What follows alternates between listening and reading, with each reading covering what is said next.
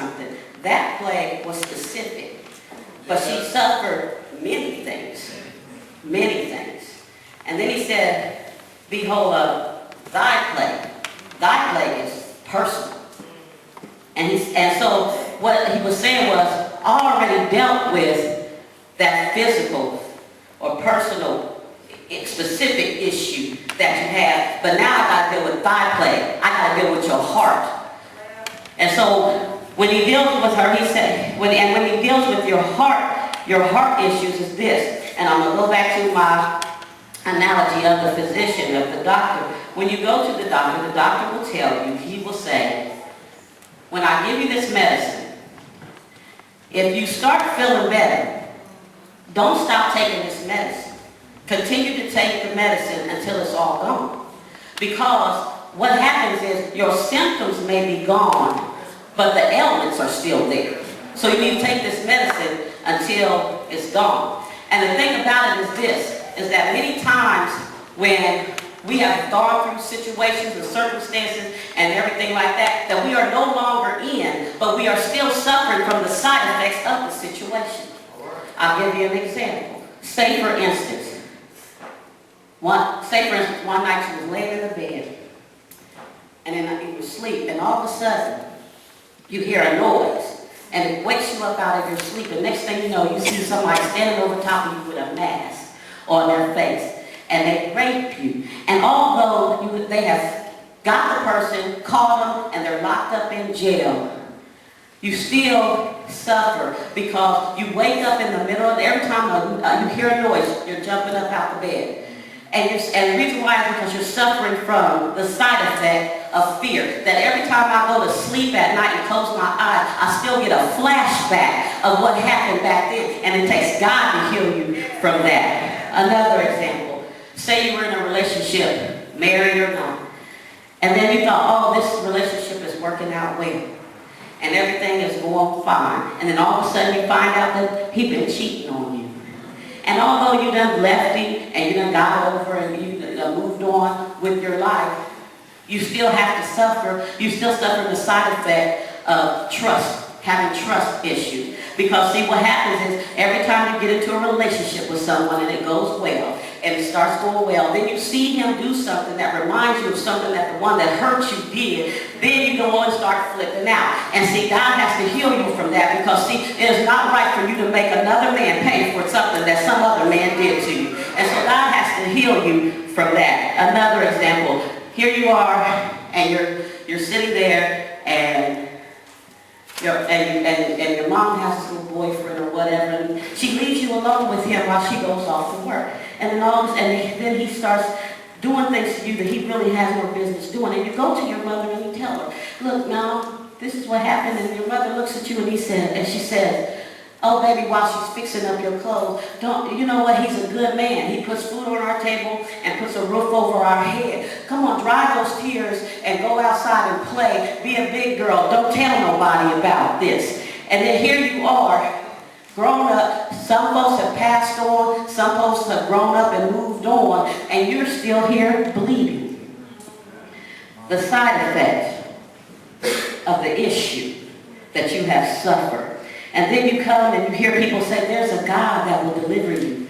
He is your father. You can go to him. But then here you go and you remember that your father was someone that came in your bed in the middle of the night while your mother was sleeping, did stuff that a father should not do to a daughter. Or your father was one that said, you know what, baby, I'm going to go to the store. And I want you to take care of your little brothers and sisters, and I'll be back. And 10 years later, you still have not seen him. And you're telling me to go to a God who is my father, but my perception of what a father is has been perverted. So how can I go to a man who's supposed to be my father? All I know of a father is somebody that hurts you. All I know of a father is somebody that has done me wrong. How do I go to him? So we suffer from the issues, from the side effects of the issues that we go through. And Jesus said, I have to go back and look for her. Because the problem is that she was healed of that issue, but she suffered many things. And her desire was to be made whole. the thing about it is, it says that when she found out that she was not hidden any longer, she came to Jesus and fell down before him, and it said that she told him all the truth. Now, you have to allow me to use my sanctified imagination a little bit, because I don't believe that she just came to Jesus and said, you know, Lord, I had an issue of blood, and, you know, I've had it for 12 years, and I don't have no money, and then I came to you, and I touched your garment, and you made me, and it immediately dried up, and here I am. I don't believe she told me that, because the Bible said that when she fell for him, she told him all the truth. So I believe it went something like this.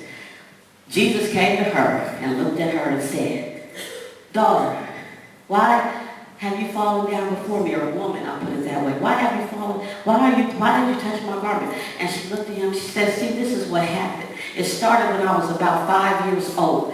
And my mother and my father, they were fighting all the time because my father was an alcoholic and he used to beat on her, and she got tired of that, and they ended up getting a divorce, and he left, and then she started dating this guy and got a man, and then he came in and moved in with us, and then he started molesting me, and I got tired of being molested, and so I ran away from home. But I'm young, and I'm a child, and I don't have nowhere to go and no roof over my head. And then I ran into this man who was a nice man, and he treated me very well, and he said, look, I'll take you in, and I'll take care of you. And he did take care of me. He put a roof over my head, gave me food, gave me clothes. But then I realized later on down the line that he was not a nice man, because see, when he thought I was of age, then he began to put me out there and tell me how I had to go sleep with these men for money. And so I realized that he was not a good man. But see, I had enough sense to save up some money in the process of while I was doing all the stuff that he had me do. And then I ended up getting pregnant, and he didn't want to deal with that. And so he said I had to have an abortion. But see, I was underage, and he didn't want to go to the doctors because he didn't want to take the chance of getting in trouble. And so he took me to some little backyard place behind the alley, and took me there and had me have an abortion with somebody I don't even know in some shack. And then I began to bleed, and the doctor told me that, it only go for 2 weeks, or maybe about 2 weeks went by, and then it was 4 weeks, and then it was a month, and then it was 2 months, and he kept taking me to different places. And the more he took me, the worse I got, and the worse I got. And finally he looked at me and he said, you know what, you're not even an asset, you're a liability, I don't want it. And he threw me out on the street. And then, after he threw me out on the street, I took my little money, found me a little place somewhere, and I started going to doctors trying to get healed myself. And the more doctors I went to, the worse my situation got. And the worse my situation got, the broker I got, because the more doctors I went to. And then one day, I heard about how you healed blind Bartimaeus, how he was once blind and now he can see. Then I heard about how you had the man with the withered hand, you healed him. And I had heard about all these different people that you healed. I heard of your report, and I figured that surely, if you delivered all of them people, that you could deliver me. And so when I seen you, I looked and I said, you know what? I don't even have to see his face. He ain't got to anoint me with no oil. He ain't got to lay hands on me. I ain't got to do nothing, because see, if he can speak to a dead man, and the dead man by the sound of his voice will come up out of the grave and live, then surely if I just touched him in his garment, I'll be made whole. And so when I saw you and I had heard of all that you have done, I knew surely you could deliver me. And when she touched the hem of his garment, she was immediately healed. But the thing that I like about it is that there was 3 different transitions that took place from the beginning of the story to the end of the story. The first transition was that when she came to him broken. But by the time the end of the story came, she was made whole. At the beginning of the story, she was sick with the issue of blood. But by the time you get to the end of the story, she was healed. And then the thing that I like is that at the beginning of the story, she was just some woman. But by the time you get to the end of the story, he called her daughter. Jesus called her daughter. So she went from being just some woman to being daughter.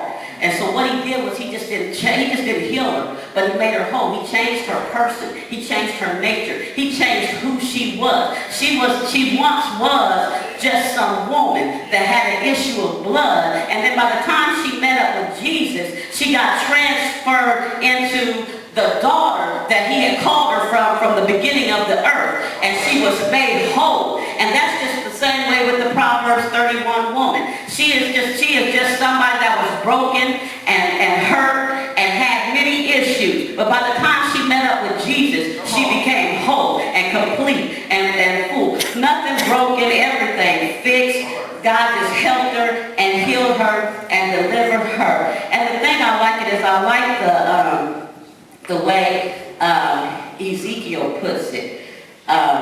He says, and as for thy nativity, I say as for thy nativity, as for thy blood, nobody looked upon you. They didn't even, it says, and as for thy nativity, in the day thou wast born, thy navel was not cut, neither wast thou washed in water to supple thee. Thou wast not salted at all or swallowed at all. He says, nobody did anything for her. They didn't even give her a dime to help her because she was broke. He said, none I pity thee to do any of these unto thee, to have compassion upon thee, but thou wast cast out into the open field, to the loathing of thy person, in the day that thou wast born.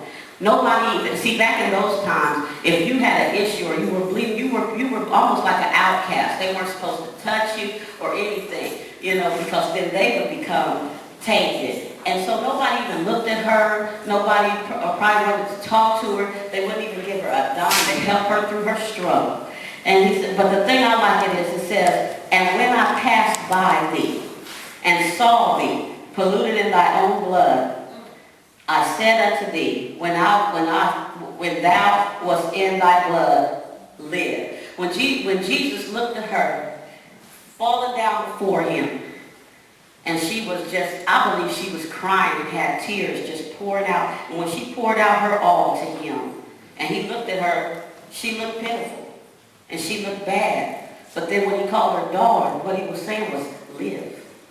He said, when I saw you in your blood, I said, live. And he looked at her and he said, daughter, you have been healed of thy issue of blood. And you have been whole you have been made whole. I lost it. You have been made whole of thy issue. And so the thing that I like is the awesome part about it is, see, Jesus looks at us, and when he looked at us, he said, you know what? I'm tired of seeing them waddling around in their blood. And so what I'm going to do is I'm going to come down, and I'm going to let them hang me on the cross. And then I'm going to let them pierce me in my side, and then I'm going to bleed for them. And the blood that Jesus shed for us has redeemed us from our sins and from all the many issues that we have if we just accept him into our life and allow him to do it. So my word to you is this. Daughter, because I'm going to call you what God sees you as, not who you are, but who you can become. That if you just allow God to come into your life and speak to you and be submissive to his will, you will be healed of thy issue. Amen.